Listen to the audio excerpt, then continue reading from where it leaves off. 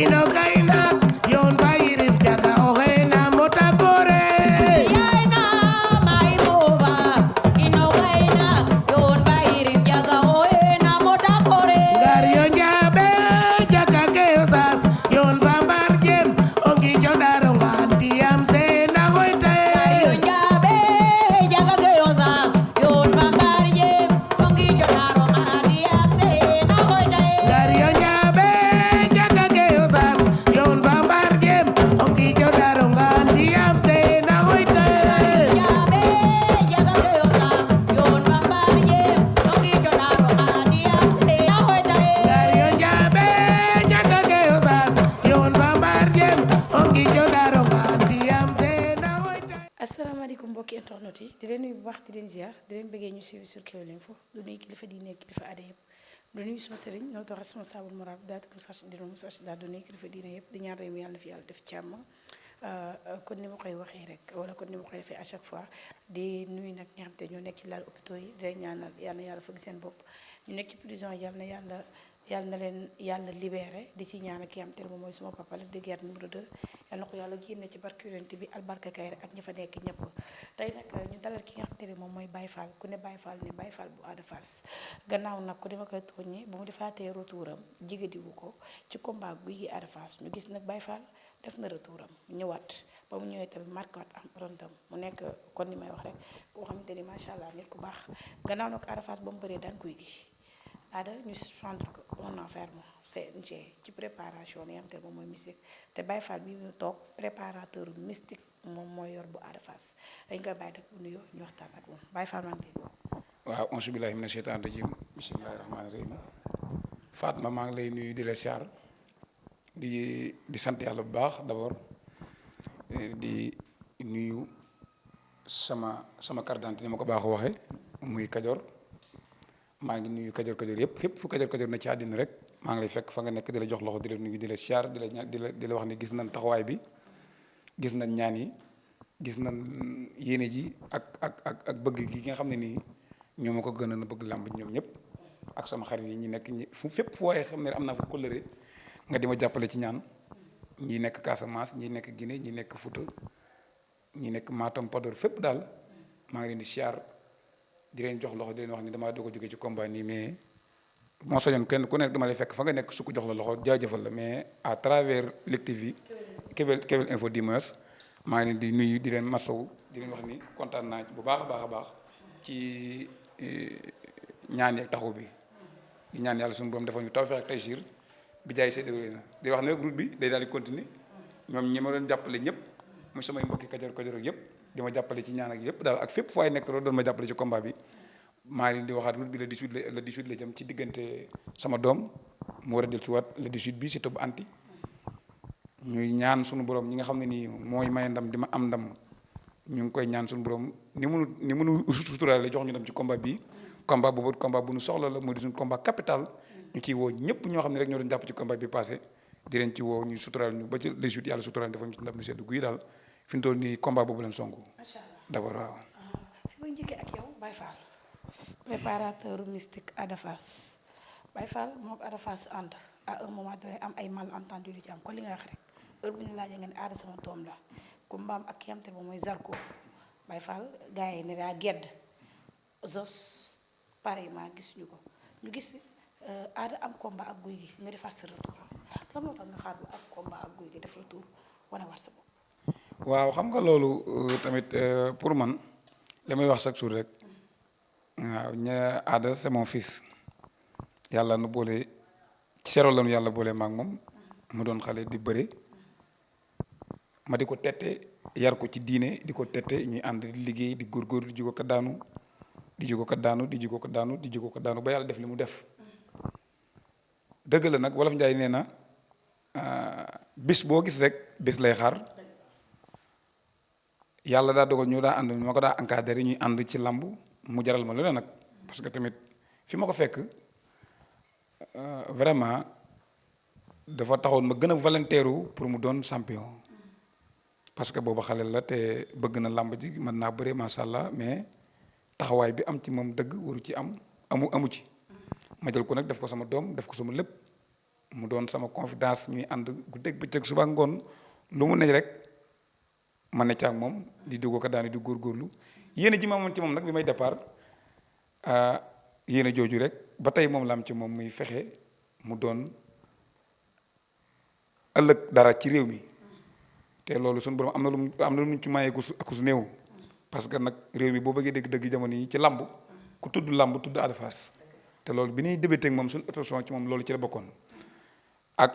mu doon mbër moo xam ne nii ëllëg bu demee ba décroché ba mu bàyyi bëri den Ada Fass kat def na fi lii Ada Fass moo am lii ci lamb Ada Fass moo def lii ci lamb indi ko biir Fass mébét boobu nag moom lañ ànd nag moom di ci ànd ak moom di ci góorgóorlu mu doon ku ma déggal vraiment waaw ñuy ànd di jugo ko daan daal ba yàlla def li mu def ci combat yoobu ngay wax nag amoon na tuuti du mal àndaan sax parce que nag erreur la rek te erreur day am mais wolof Njaay nee na kéwal weqalu doom ji mais bañu ko loolu problème la bu le petit problème la woon rek ba mu amee digganteem ak sos boobu ngeen di wax naa ñëwoo boobu ba tey maa ngi ci ginnaawam peut-être affiché wu ma woon mais combat boobu préparation yu bëri maa ngi woon ci suuf di ko jàppale ci na ma ko daa jàppalee waaw di ko jàppale ci na ma ko daa jàppale parce que tamit man li may wax rek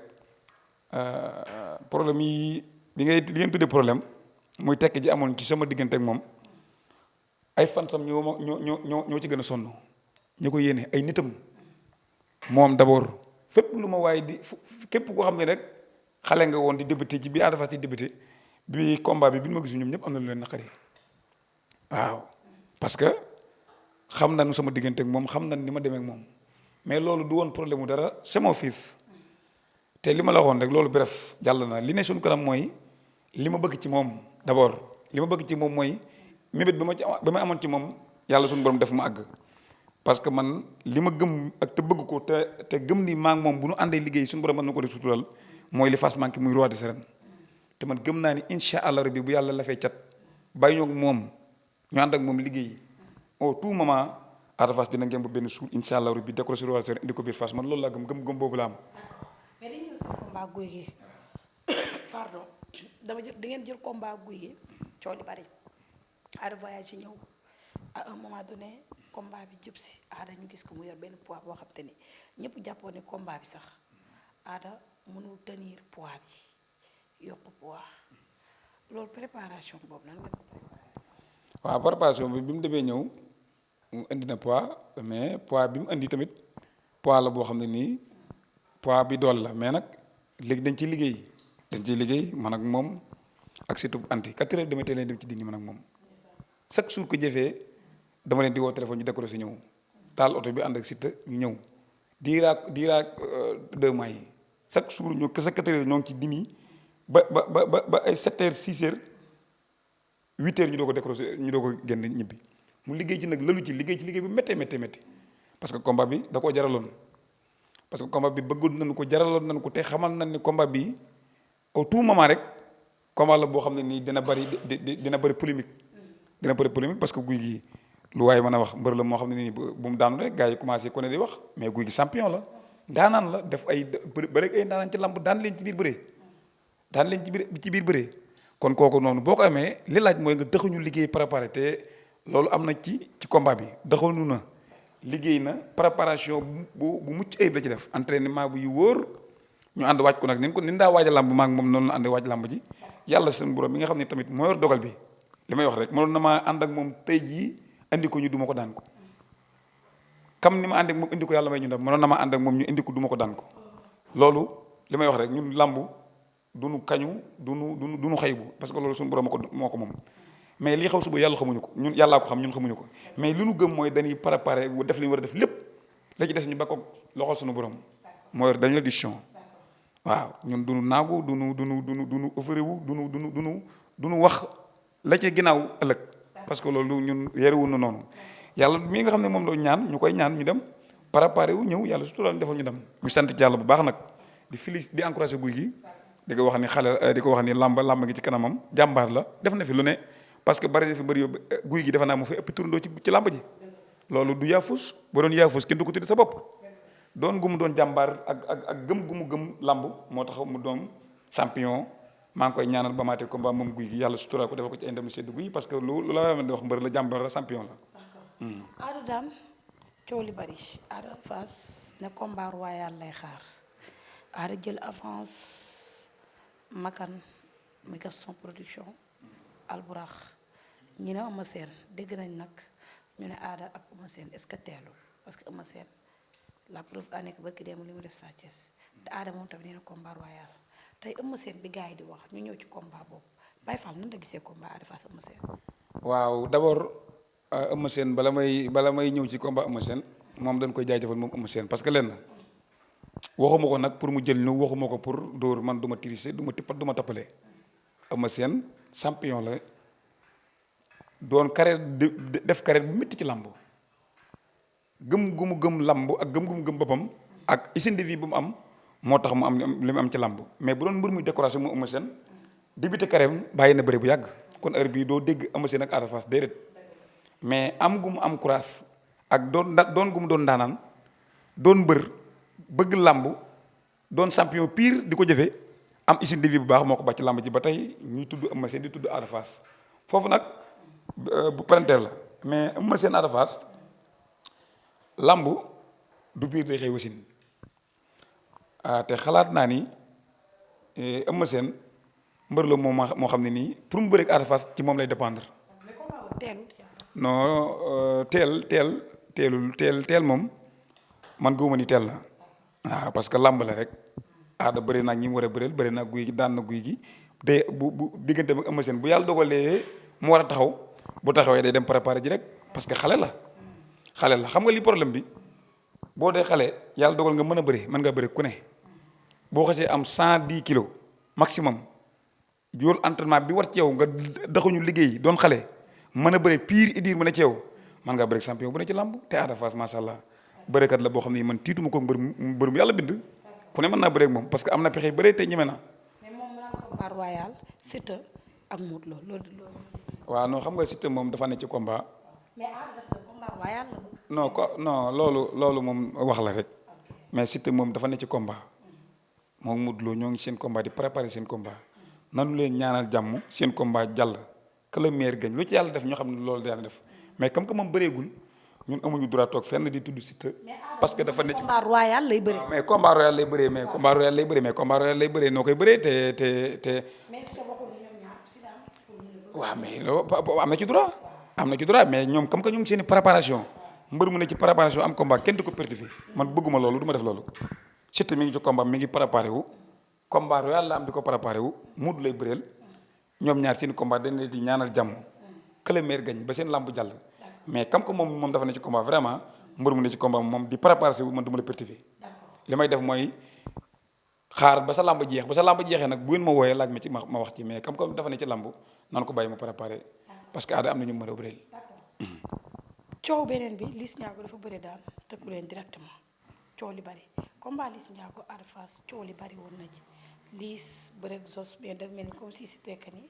Ada lay bëreel ñoom ñaar combat boobu Baye Fall est-ce que réellement entré ci ko. non Liss Ndiago dañ koy ñaanal carrière am rek moom it mu dem parce que soutien de famille la ni ma waxee xale la am famille am njaboot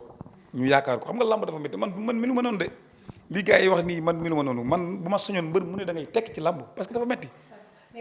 boo gisee waa déglu ma rek boo gisee Liss Ndiago interview bi ni mu waxee nga xam ni kii këram bi mu daanee maa ngi dégg gars yi ni dafa tëkku aado mais bi mu daanee dafa dem ci supporter yi nii damay liggéey rek loolu ma doon def lépp amul problème damay liggéey ñoom ñaar làmb leen seen xaalis làmb dañuy liggéey gañ pee lañ def aada bu amee day yóbbu këram Liss Ndiago bu amee day yóbbu këram mais làmb yàgg nañ fee tëkk yàgg ngaa dégg ñu tudd Ada Fass Siteu mais ba léegi mën a gën a bëree coow li Ada Fass Siteu am coow loolu Siteu ak Liss Ndiago Ada Fass ak Liss Ndiago amaguñ ko te ba léegi bëri wunu tëkku mbër am yomb na mais bëreeg moom tamit ay preuve lay laaj non du moment bii pour man Liss Ndiago mën naa jaar yoonam di bëre Ada bëree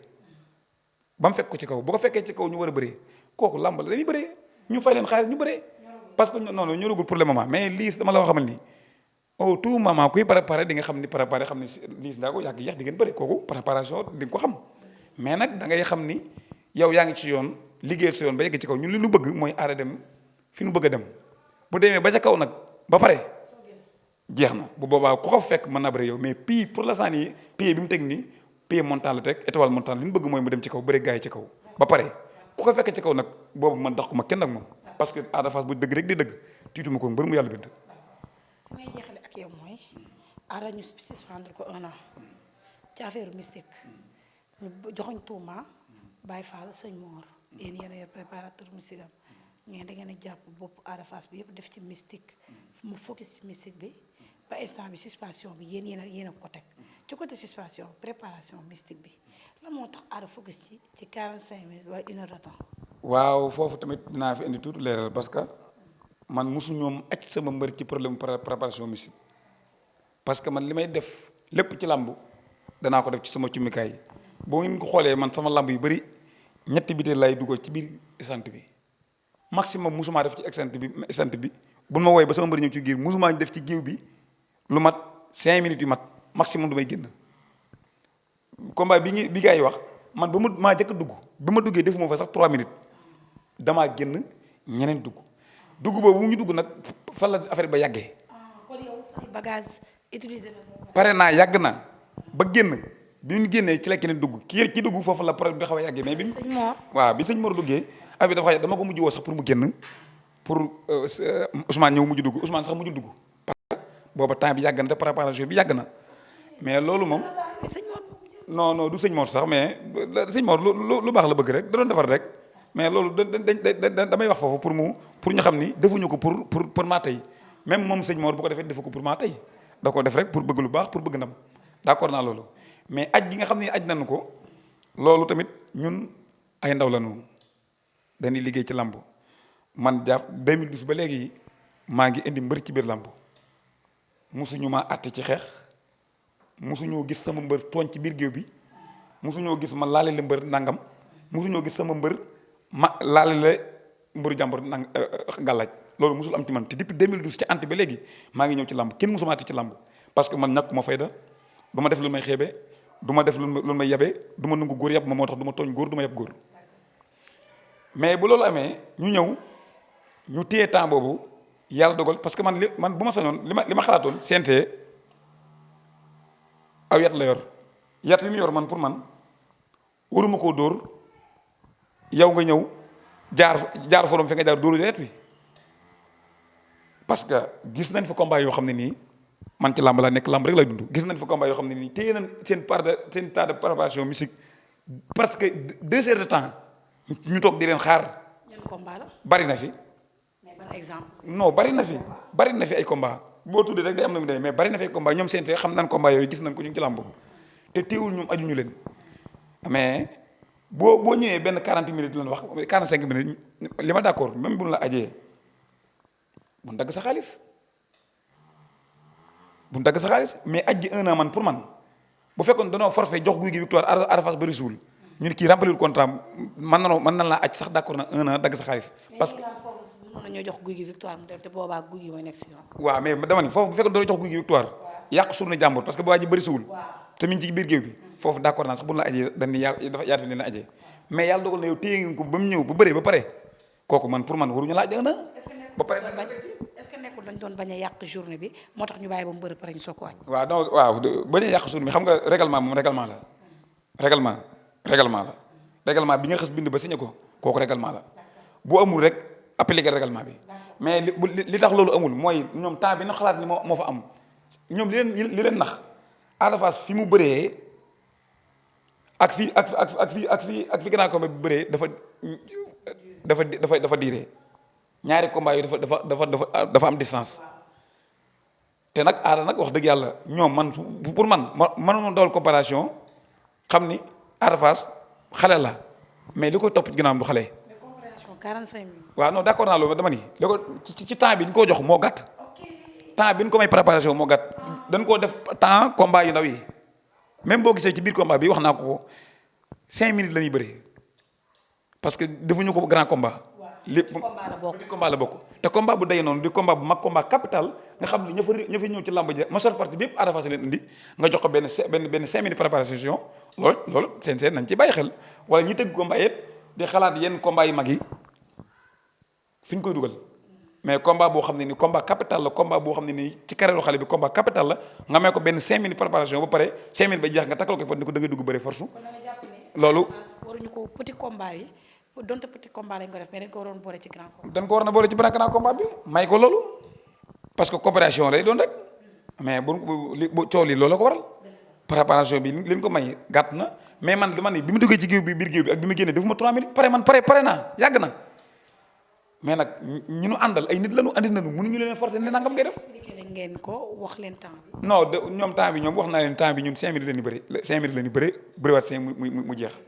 muy 10 parce que loolu ku nekk ci làmb war nga ko xam buñ la may loolu parce que damaa xalaatoon ni bu fekkoon CNG da la may 10 minutes den la woo jox ko sa manager ni leen Ada Fass may nañ ko 10 minutes mais comme que en tant que suñu manager waxuñu dara moo tax ma xalaat ni combat 5 minutes lay bëree heureusement noonu la demee 5 minutes la bëree ñu mbitaay ñu bëriwaat mais loolu daal loolu maa ngi kii CNG di ko wax ni ñoom suñu njiit lañu dañuy defar te lamb fi mu doon fi mu laaj dafa laaj defar laajul beddi ko li mu laaj mooy ñu bokk ànd waxtaan tey defar d'accord naa sama mbër bu newul ci yoon d'accord naa ñu teg ko ci yoon man loolu ba ñu ma loolu. te jàpp ne Ada nekkul si. non nekkul ci yoon gi ci ay points dama koy d'accord parce que woo nan ñu jël temps boo xam ne nii romb na temps bi mais temps boobu li tax newul ci yoon li règlement yi CNG teg moo xaw a sévère ba tax newul ci yoon mais am na règlement yu mu teg loolu du doon problème mais ba tey loolu amul problème ñun ay xale lañu Ada Fass xale la ci làmb mais nag ba ma sañoon ñu jox ko gëdd gi ni jox mbëri mag yi moom Ada parce que nag bu dire la vérité li mbëri mag yi def ci làmb lay def ci làmb bu ñëwee ci làmb da koy tëj rat day mobiliser day ambiance bu bëri jotee mu bëri ci fulla ak fayda kon gëdd gi ni jox mbëri nag bu ñu jàpp ne Ada Fass xale la rek ñu jàppe ko kam xale parce que nag it yàlla suñu borom mooy xool li ko neex mu def ko ci jàmm yàlla xool li ko neex mu def ko ci moom mu doon xale boo xam ne nii yàlla dugal ko ci biir yi mag ay mag mu bokk ci ñoom loolu du man du moom du yaayam du baayam subhanahu wa taala la yàlla la. mais un an yi ko àcc est-ce que du ko pénaliser. gis nañ makat la war a bëree. soo ko bëree alburax te Ada bu toogee un an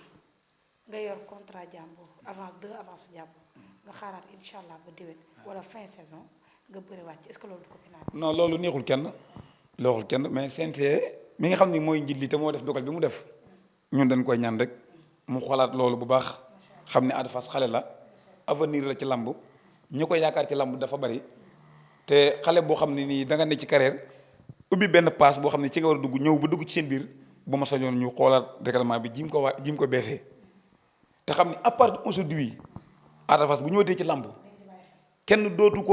ko xaar ci préparation loolu moom man Baye Fall en tant que bi nga ànd ak man maa ko promettre dootu ñëw ci lamb mukk préparation musique téye ko ci biir géew bi muy xaar kii ce soit loolu moom maa ko wax te maa ngi ñaan sente ñu jéem a woyefal affaire bi